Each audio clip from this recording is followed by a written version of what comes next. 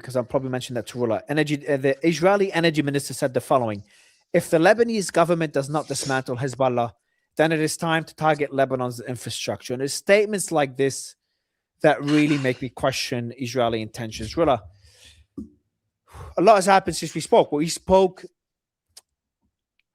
Where was I when we spoke? Well, it was before or after I was already in Hungary. Okay, so I think it was after the Iran war. We had a discussion. The Iran war started. We were talking about Lebanon, but back then that was before the statements by the defense minister talking about people south of the Litani, civilians cannot return home, and that shook me up when he said that statement. It made me empathize with concerns that people like yourself have. Is that Israel's intentions are more than dismantling Hezbollah?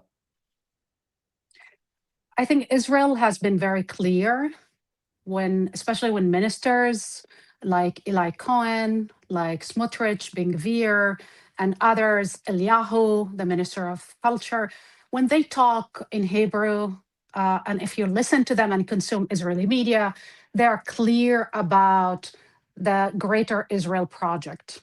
They've been clear about it for a long time, and now they're implementing the agenda. This has nothing to do with security. This has nothing to do with Hezbollah. This has nothing to do with containing Iran. This has nothing to do with anything regarding whether security or fear, or it has to do with a Greater Israel Project. And they've been implementing this for a longer time. The whole idea that Israel is now targeting civilian infrastructure, they've been doing this. What they're doing in Lebanon today is the Gazification of Lebanon. They're implementing the same doctrine they unleashed in Gaza for 3 years, now to Lebanon. Not only that, if you look at the proposal, the kind of diplomatic proposal they're putting to the Lebanese government, it is exactly the same formula that put to the Palestinians for decades. It's very similar to the Oslo Agreement, dividing Lebanon in area A, B, C. That's exactly what happened in the West Bank. And if you look also to what's going on in the West Bank, there's no Hamas in the West Bank. There's no Hezbollah. You have a very compliant Palestinian Authority led by Abu Mazen, who is very, how can I say this, as submissive at its guts. Somebody that said openly that he not only recognized Israel, he recognized Israel also security concern. He talked about his village in northern Israel, saying he will never go back, and talked about reconciliation, coexistence. He cooperates with Israel in terms of security, and yet every night for the last, I would say, 3-4 years, you have, or even before, since this government was elected, the Netanyahu government, Netanyahu Ben Gvir Kahana government, every night in the occupied West Bank, you have pogroms, you have ethnic cleansing, you have terrorism led by settlers. This is what's going to happen in Lebanon. It doesn't matter you're Shia or Sunni or Christian. It doesn't matter. Their whole goal is to expand the territories. Zionism is a colonial project. And I think we need to understand that the nature of this colonial project, it's an expansionist, it is genocidal, and it's exclusionary. And not only that, Mario, look at one thing that I think is very relevant to the whole conversation. It goes hands in hands. They want the Greater Israel Project, which goes from the Litani River to the Euphrates, and they wanted to have a Jewish majority in these areas. They want a Jewish majority state. You cannot have a Jewish state when you have millions of Lebanese or Syrians or Palestinians. You have to ethnically cleanse them. So everything they are doing, don't look at what they're saying only, look at the deeds, not only the words. And this confirms to a lot of people like myself, but a lot of people that have been warning that Israel has used October 7 as an opportunity to expand its colonial project and get rid of everything that they call the axis of the resistance, whether Hamas, Hezbollah, Iran. And now they're demanding from the army in Lebanon to disarm Hezbollah. It's like asking, I think you tweeted this, I believe. It's like asking somebody to perform surgery on themselves. I mean, if an occupying power that is accused credibly of committing genocide before the International Court of Justice. Their leader accused credibly of committing war crimes and crimes against humanity before the ICC, the International Criminal Court. And yet those are the leaders who are today demanding that Hamas disarm, Hezbollah disarm, Iran disarm, and they are not willing to disarm, are not willing to concede to the Lebanese people that they will have sovereignty, or put in writing that they will withdraw from all the areas they conquered or they actually occupy in the last four to 6 weeks. You cannot kill 2,000 people in those 2-3 weeks. People who they killed are medics, are journalists, are civilians. I believe hundreds of children, of Lebanese children, were killed.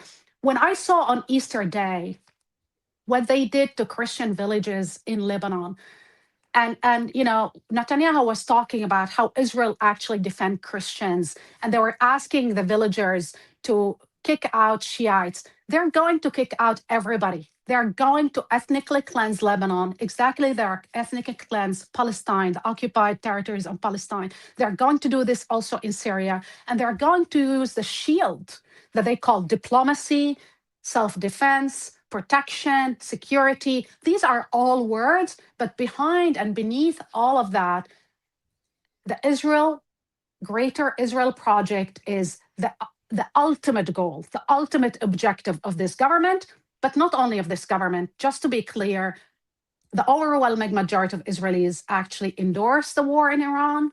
They endorse what's happening in Lebanon. They have no problem with committing war crimes. The pilots who are bombing Lebanon are the secular leftist pilots that people around the world is like, well, there's a secular pilots and opposition. These are the pilots that are committing war crime. So there's no left or right in Israel. They're united when it comes to the Greater Israel Project.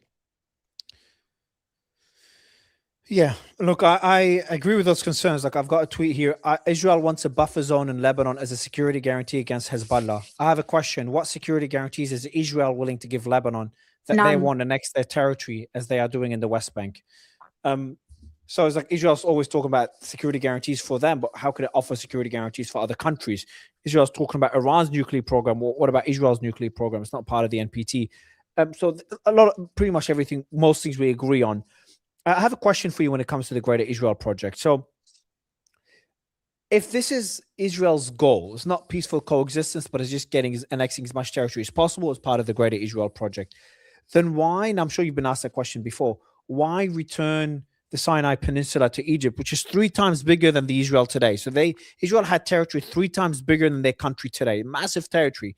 They could 4x their country size, and they gave it up after they won that territory. So how would you explain that, and how do we know that they won't treat Lebanon like they do to Jordan, to Jordan and to Egypt? Not that they gave it up really willingly. Remember, there was wars.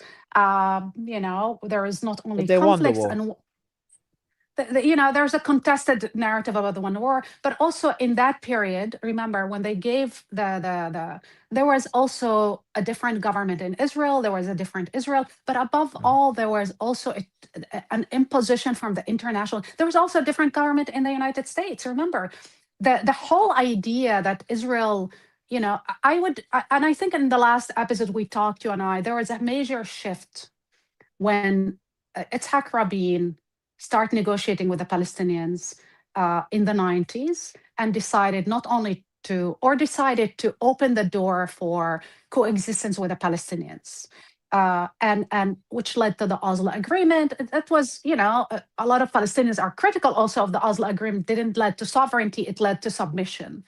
But again, the international community was in a different phase. America was a different world. You didn't have Donald Trump, who is called by a lot of American Jews the first most important Jewish Zionist president, who is basically doing everything Netanyahu wants. I mean, in the negotiation from Islamabad, J.D. Vance was calling, Donald Trump was calling Netanyahu. According to a lot of people who are involved in the negotiation, especially British diplomats, They said, the that's negotiation. But that's maybe because it involves Lebanon and Israel has a role in what happens in Lebanon. That could be a reason. But not only that, because Israel decides America's foreign policy. Just to be clear, Israel decides America's foreign policy. Donald Trump is doing exactly what Netanyahu wants. The America First basically gave up sovereignty and dignity, and Israelis are deciding today America's foreign policy in the Middle East. It's not driven by Washington, it's driven by Tel Aviv. But going back to the Sinai, remember when Egypt signed that accord and Jordan signed that accord, they received billions of dollars in basically the United States military aid. They continue to receive these billions of dollars, and in exchange of one thing, in exchange of peace deal with Israel. Israel was supposed and gave the Sinai Peninsula and gave Sinai, whatever. But that was a different era where Israel was willing somehow to comply with a formula, which is peace in exchange for territories. That formula is gone, Mario. That idea was repudiated and led to the murder of an Israeli prime minister, Yitzhak Rabin. Why Yitzhak Rabin was killed? Because in the eyes of the fanatical, messianic, radical fascists in the Israeli government today, they view Yitzhak Rabin as a traitor to the greater Israel project. Remember, in 6 months because Rabin was killed, there was a huge protest in a square in Jerusalem. Netanyahu was in the balcony. The radicals were in the square. They were holding Rabin's coffin.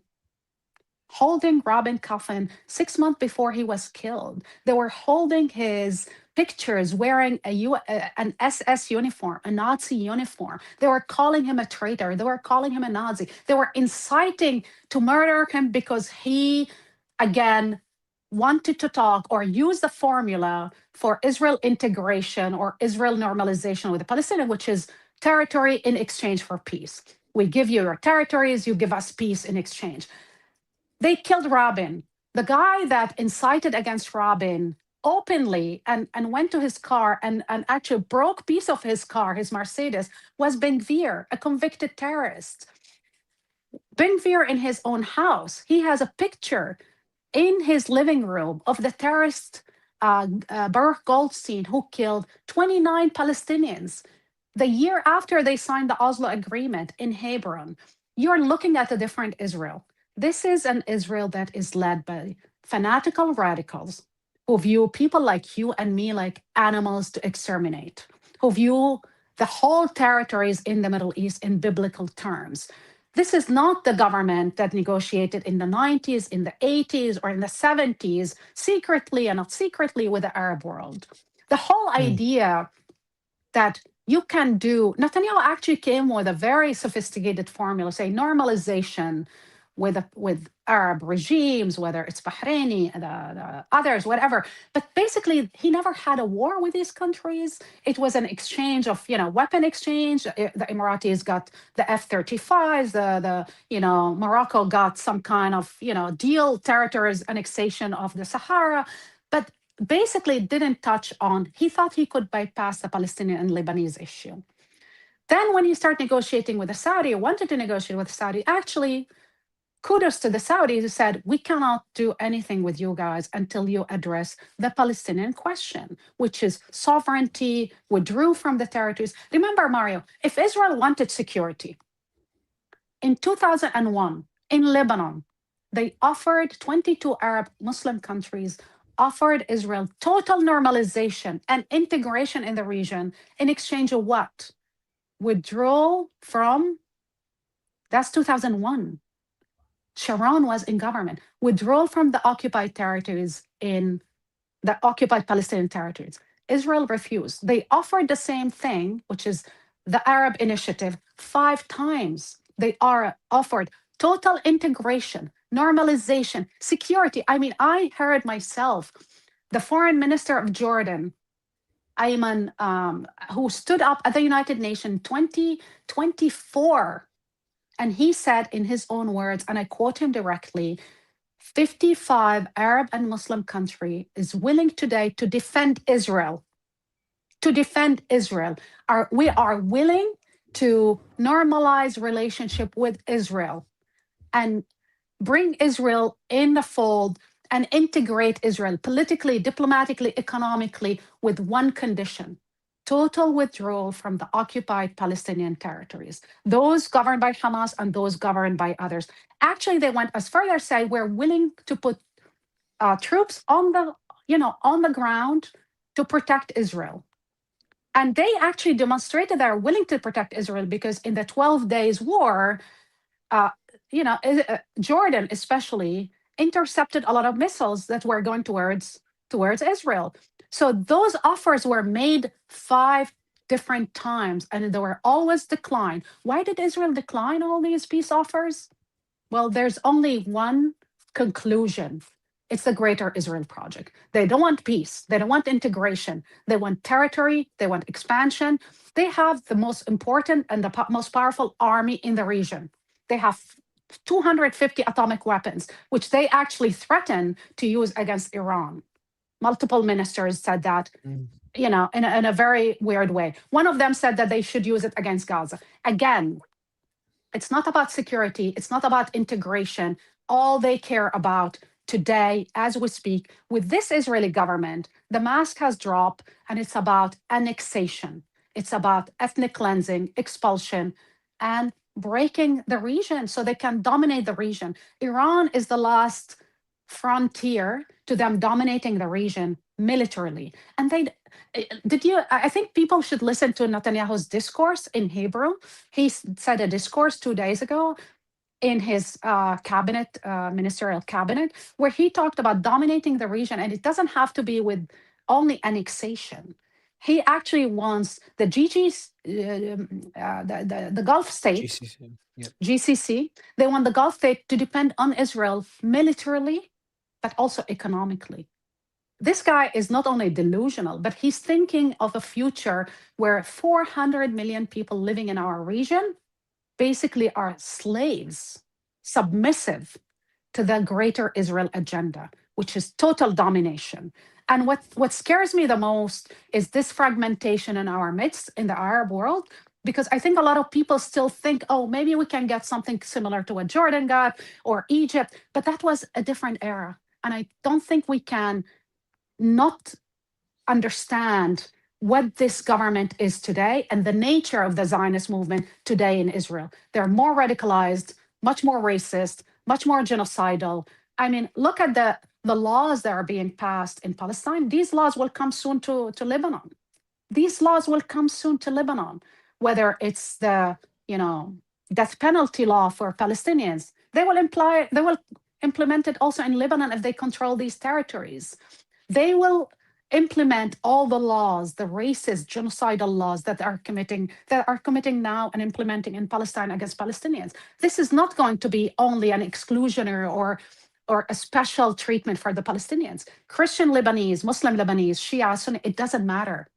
For them, we are the enemy. So, based on belief, if Hezbollah disarms right now, what do you think would happen? Very simple. They will say, we don't trust really they will stay disarmed. We don't believe them. We have to stay in the territories because the only way we will feel safe. You have to understand that Israel's security doctrine today is very different. The security doctrine is connected to controlling the land, controlling territories, and for a lot of ministers is actually settling the land, meaning building Jewish settlements. The only way they can feel safe if they occupy in perpetuity, forever, those territories that they conquered. Occupation, annexation, ethnic cleansing, and illegal settlements. That's the only way Israel today feels safe. It is astonishing that 80% of the Americans were against the war in Iran. 80% of the I don't know if I'm still connected or not, but Mario, can you hear me?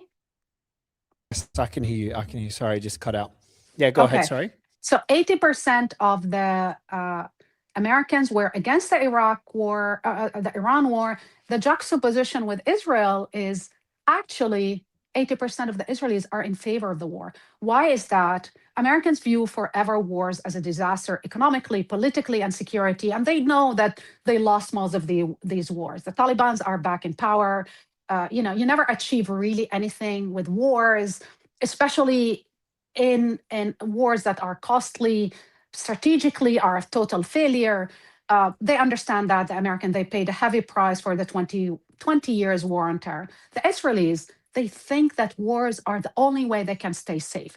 Permanent occupation, forever wars. And if you look at the polls published by Haaretz, you can see clearly how this is a society that is totally radicalized, and see that military dominance is the only way to stay safe and secure.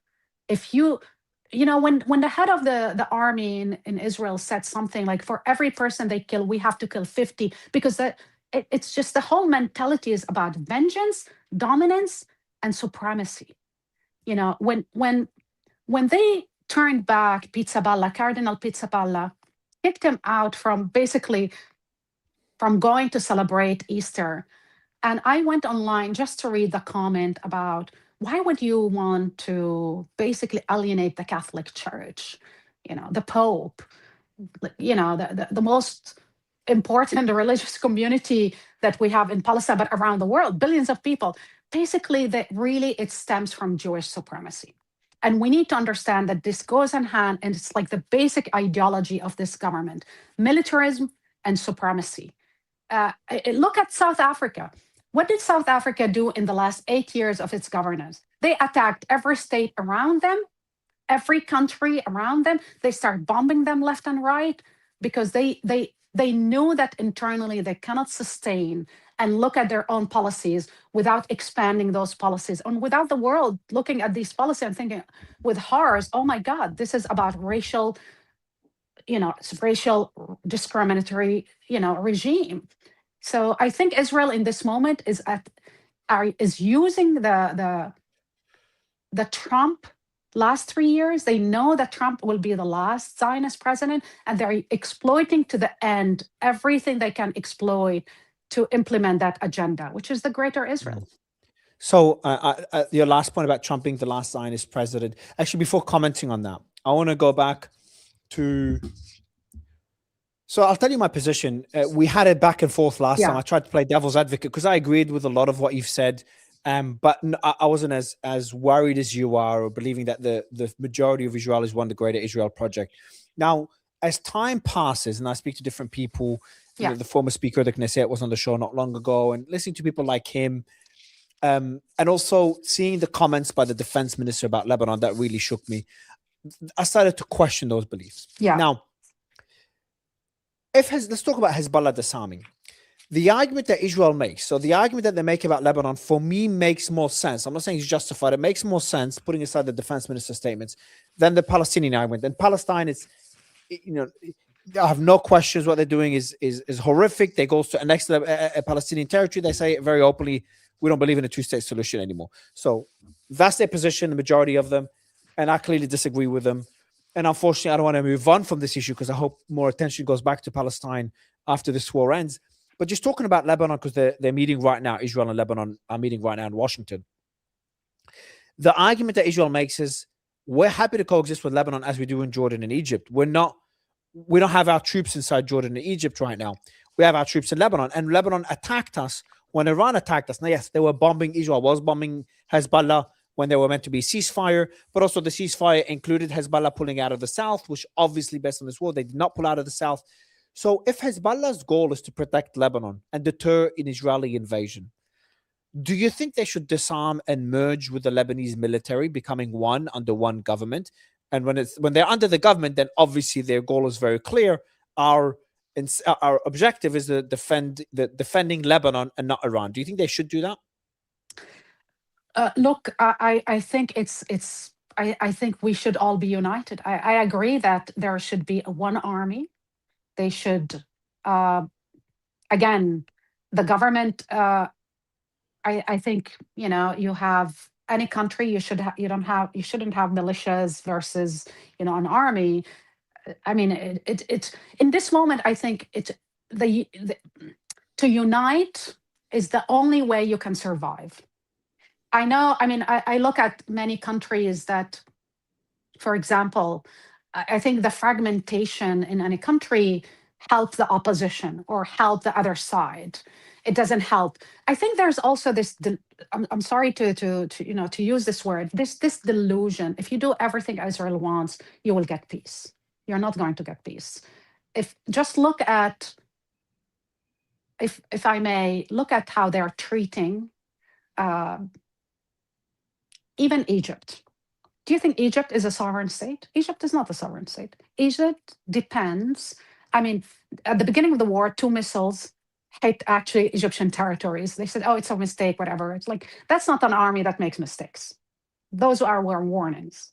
I believe that the dynamic in Egypt, who runs the government, is dictated also by the United States, which is totally pro-Israel.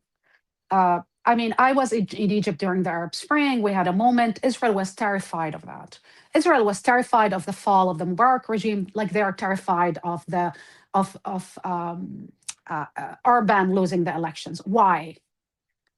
They don't want an Arab world that is independent, that's sovereign. They want it to be basically shackled to military aid from the United States or to the condition that they can dictate to them. The Egyptian signed multiple treaties with Egypt. Israel never respected any of these treaties. If you look even at the last economic accord they signed for the gas, Egypt never, Egypt actually was in good faith signing these agreements saying, well, we don't agree with what they're doing in Gaza, but we will sign these agreements because we need the gas and oil from Israel, whatever. They actually used that to blackmail Egypt on so many internal domestic issues, including the border with Gaza.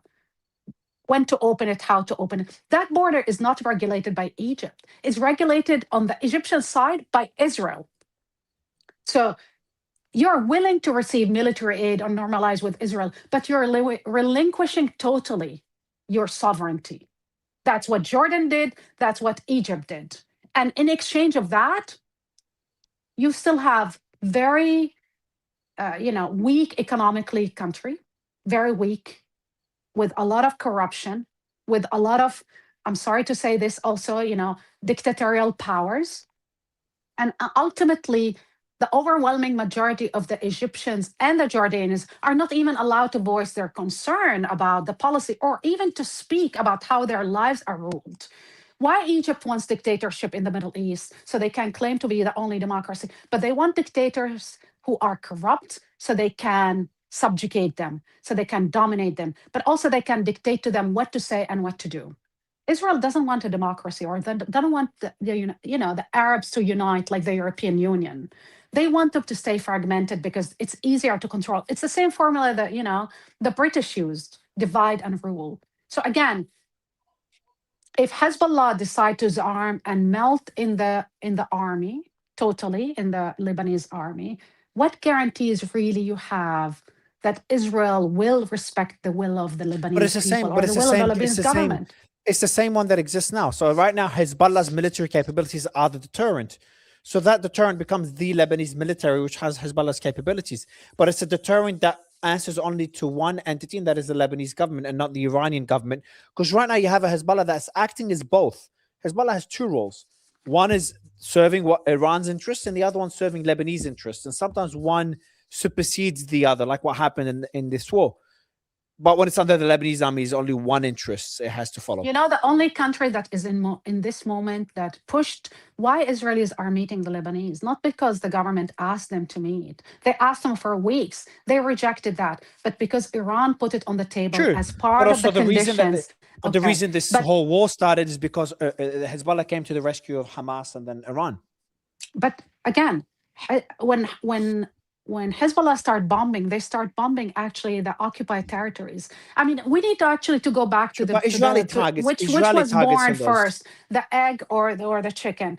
Israel continue to claim they have the right to whatever, do whatever they want. They actually claim they have the right to invade and bomb and do whatever. But do people in the region have the right to defend themselves and have some kind of resistance against an occupying power? Of course, I mean, again, I don't share what Hezbollah did in Syria.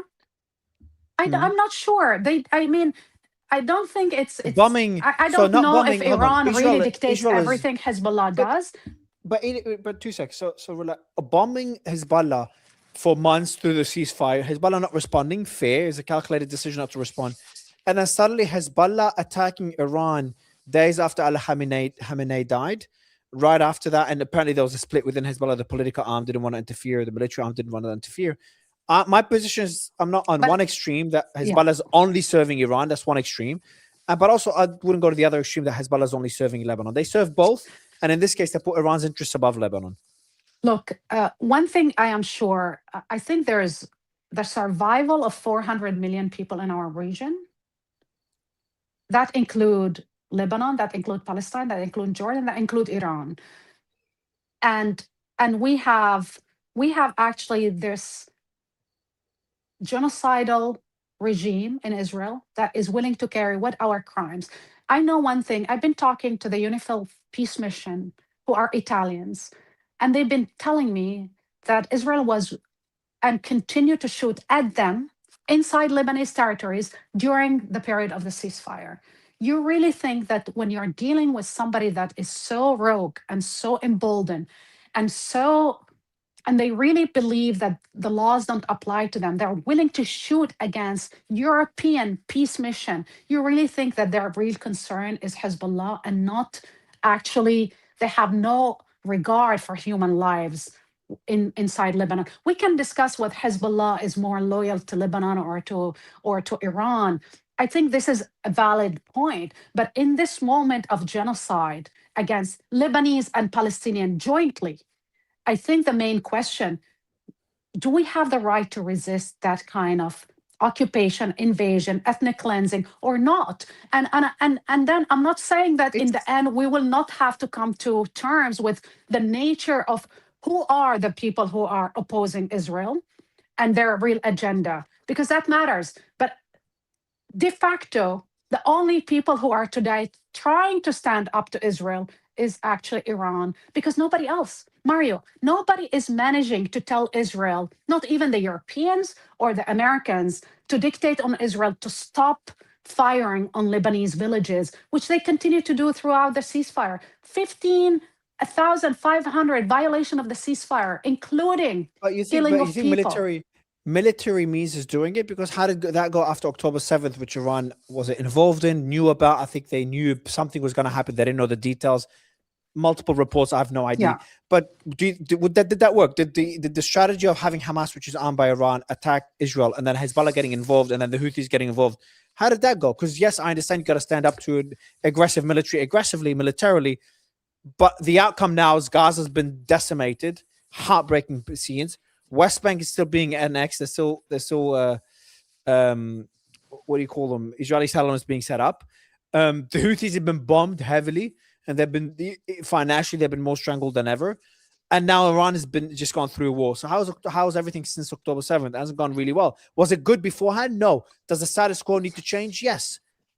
But was that the best way? By the way, if my real question is to you, how would you change the status quo with an entity that is so emboldened? I'm not saying that what Hamas did, what Hezbollah is doing is the right thing. What I am saying today, as we speak, especially, when people blame everything on when before Hamas even attacked Israel, 244 Palestinians were killed in the West Bank, where they have a peace agreement. So again, I think history will judge this moment in terms of before what was happening and after what was happening. Normalization was not working and was not containing Israel. Israel was always going to do what they are doing. October 7 actually gave them an opportunity to do it faster and hide behind the shields of because a counter argument. Also, pressure is changed sentiment around it, because you said Trump is the last Zionist president, which I'm going to discuss about that as well. I'll give you my thoughts.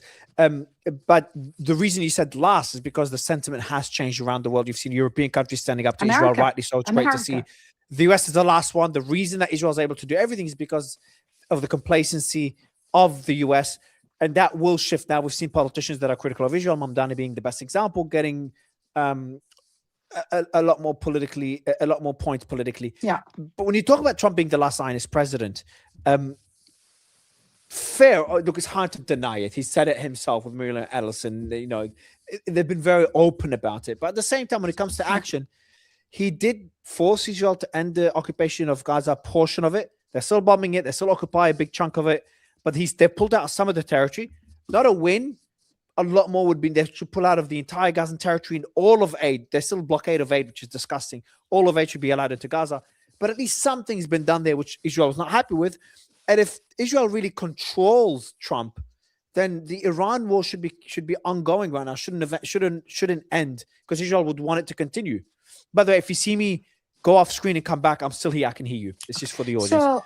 So Israel, Trump just announced that he's going to blockade the Strait of Hormuz. So how did the war end in Iran? It didn't end. The war continues. The dream team, Trump dream team, J.D. Vance, Jared Kushner, and Witkoff didn't achieve anything, failed in the negotiation again in Islamabad, like they failed in the negotiation before that with Iran. The economy is a disaster still. You know, Trump just announced that he wants to blockade that Strait of Hormuz in reaction to the blockade by the Iranians. I mean, like, clearly there's no strategy. But there's one thing that became clear to me after the New York Times published their report about how this war started. When Netanyahu on February 7th, he comes to the White House. They meet him in the Situation Room. In the Situation Room, they're sitting one in front of another. Trump is not sitting at the head of the table. He's sitting actually, in front of the Prime Minister of Israel, an indicted war criminal. And then he gives him all kind of, explanation how this war would be great, whatever. And Trump says, I like it. Then he doesn't listen to his generals. He doesn't listen to the Pentagon, who told him precisely what was going to happen in terms of, asymmetric warfare, the blockade of the Strait of Hormuz, the attacks on allies in the region, in GCC state. And then he actually listened to Netanyahu, who tells him that by killing Khamenei, somehow there will be a regime change and people will rise up and will revolt against the regime. All of these are lies. Netanyahu comes to the US. When did he come to the US? February. This is when the war started. But also, remember what was happening in February? The Epstein files. Okay? So if Trump wanted to use this war as a distraction, or I don't know if Israel is blackmailing him at this point, but all of these, I'm not talking about conspiracy theories, but there's evidence that Trump, who campaigned on not wanting the war after Venezuela, thought, oh, I have appetites for doing these wars. But basically, it was Netanyahu who basically drove the agenda and decided that America, I'm not saying this, it's Marco Rubio saying that, Secretary of State of the United States.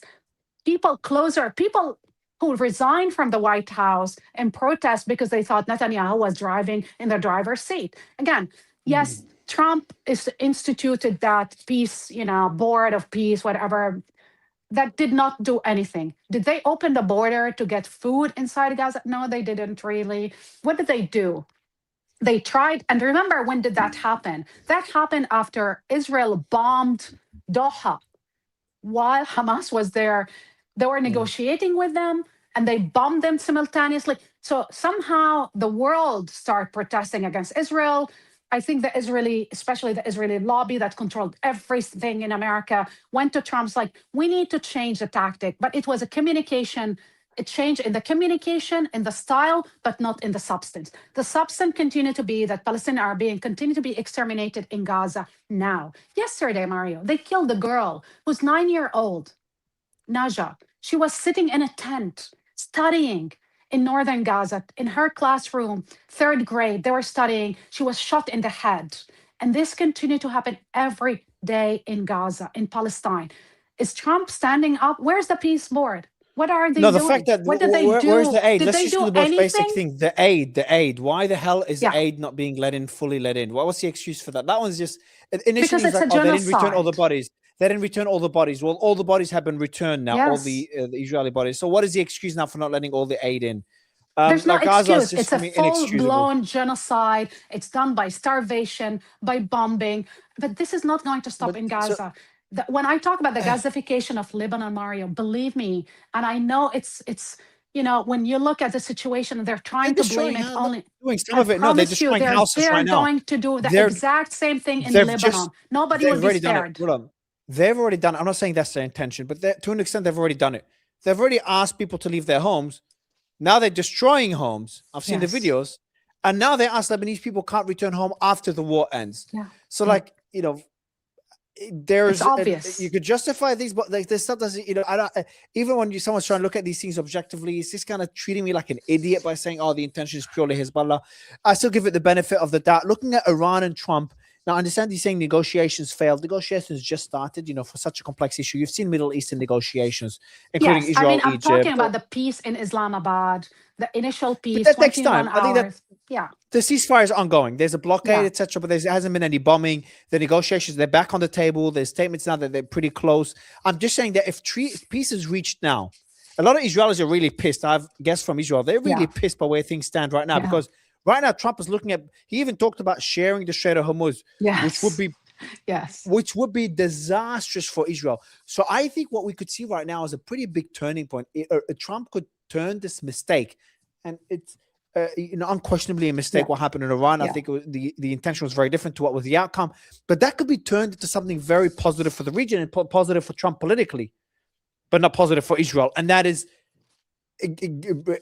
dismantling Iran's nuclear program and starting to do business with Iran, slowly starting the very slow process of normalization, like doing a joint toll of the Strait of Hormuz. That would be pretty disastrous for Israel. I'm sure Israel would not like them. And that's why they will try to sabotage by any means. They will try to sabotage an eventual deal by any means. Let me say something very provocative here. I don't think Jared Kushner or Witkoff are working for Trump. I don't think their loyalty is with the United States. Jared Kushner, and let's say who Jared Kushner is. Netanyahu used to go sleep in his own house and sleep in his own bed. Charles Kushner is, and the family of Kushner, they subsidize the illegal settlement in Israel. They're hardcore Zionists. If you really think their loyalty is with Trump, I mean, Trump must be really drunken on power to think that Jared Kushner, his son-in-law, really will put his interest, political interest, ahead of Israel political interest. It doesn't work like this. I mean, I hate even to bring this story, but it's I think it has very important relevance. Charles Kushner was the wealthiest man in New Jersey, the second wealthiest man in New Jersey. When his own sister didn't do his bidding, what he wanted, his own sister, he sent her husband, a prostitute, to have sex with him. His own sister husband sent her a prostitute to have sex with Jared's father, Charles Kushner, the ambassador to France, sent his own sister, a prostitute, to his sister husband, a prostitute, to film him while having sex. Then he took the video, brought it to his own sister the day the sister was celebrating her own son's wedding, to show her that her husband was, excuse my language, having sex with a prostitute, to blackmail her so she can submit to his will. Okay? The sister, who I believe is a very brave woman, called the FBI. Charles Kushner was arrested and convicted, and actually admitted to those crimes, which is this one, which is blackmail, tax fraud, and other frauds, and was sent to jail. Okay? If you are willing to do this to your own family, Mario, what you're willing to do, I'm like, the whole mentality. Jared Kushner went to the White House, and again, the governor of New Jersey at the time, who actually investigated the crime, Chris Christie, was working for Trump. Jared Kushner made sure to fire him from his position because he dared to put his father in jail. And he told Chris Christie, this is an issue for the rabbis. This is not an issue for the judges and law enforcement. I mentioned this story because it's an emblematic to a mindset. It's a tribal, it's a mafia-style mindset, but this shows you actually how they operate. They're willing to do this to their own sister. You don't think they were willing to blackmail Donald Trump or have dirt on Donald Trump? Then when Jared Kushner goes and meet with Netanyahu, just look at the way he looks at him, as if he's in love with his, I mean, he doesn't look at Trump the way he looks at Netanyahu. And I believe that the phone calls that were made from Islamabad to Tel Aviv, to Netanyahu in his office, were meant to find ways to scare Trump and basically make him back off. Trump understands that this war is not popular in America. Most Americans are pissed, but also he understands another thing. He has to weigh two options. Does he want the dirt to come out, or he's going to stay in power anyway for 3 years? So he has to weigh the options. His loyalty towards his financiers who actually bankrolled his campaign, Miriam Adelson, Larry Ellison, and all these guys, but also the dirt that some people might have on him.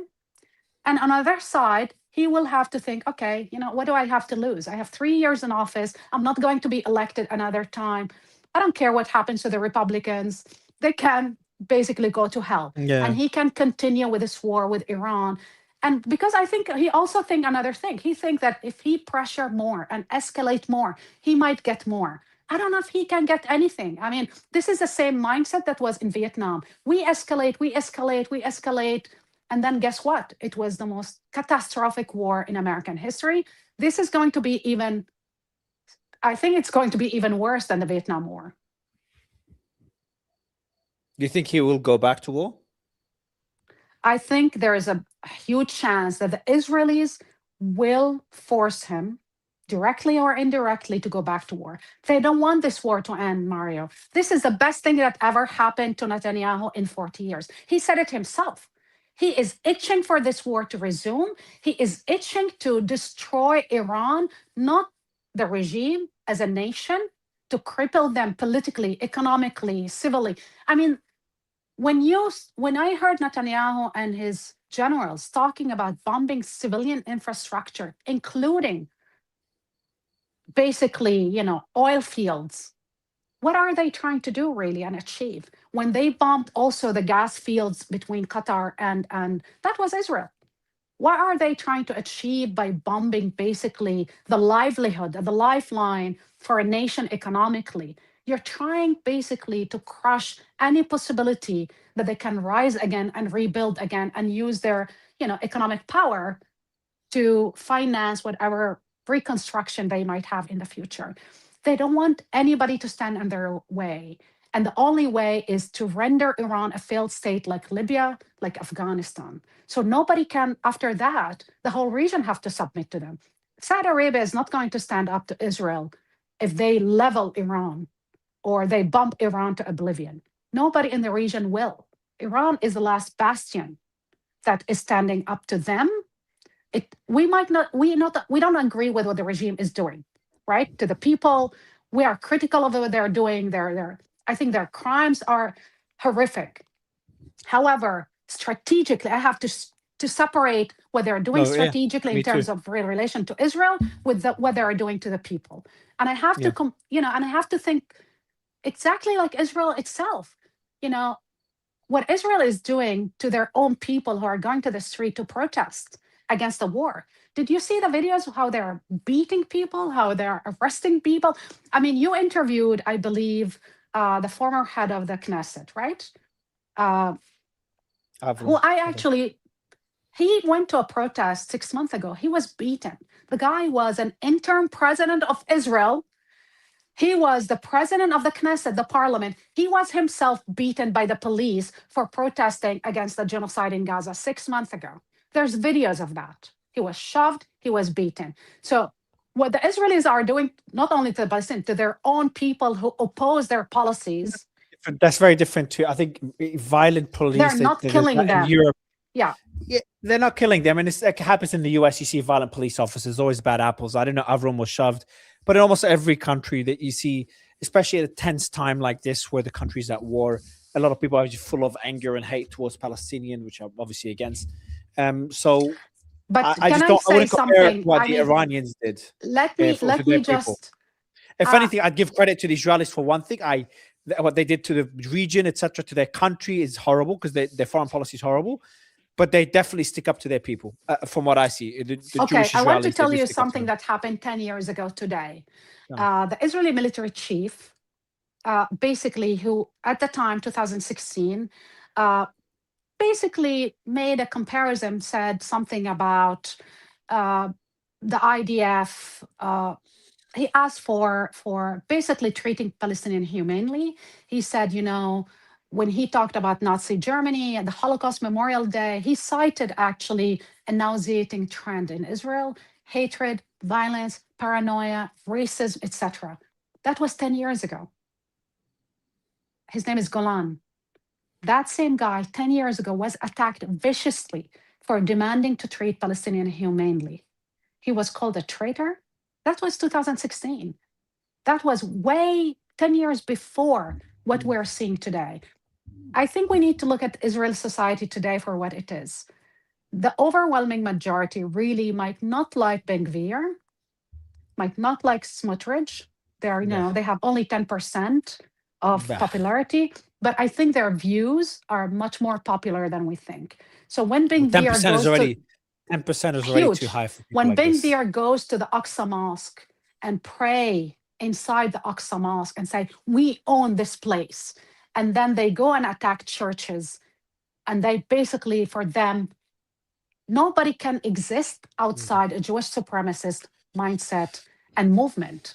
And I believe we need to really grapple with the fact that what Israel is today, it's much closer to a fascist regime like the Mussolini one, that it is closer to one we think. They will start with the others, meaning they will start killing Palestinians and Lebanese, whatever. But sooner or later, they will start killing the opposition. I think if you talk to a lot of Israelis, people like Gideon Levy, who, he has to live under police protection because they want to lynch him, literally lynch him for what he's saying and what he's writing in arts. I've had Gideon Levy on the show. Rula, look, I really appreciate you coming on again. It's been a pleasure to speak to you. Gave you the mic a lot more this time, last time, to really understand your perspective, because I'm really upset after the latest statements by the defense minister. So thank you so much for coming on the show again.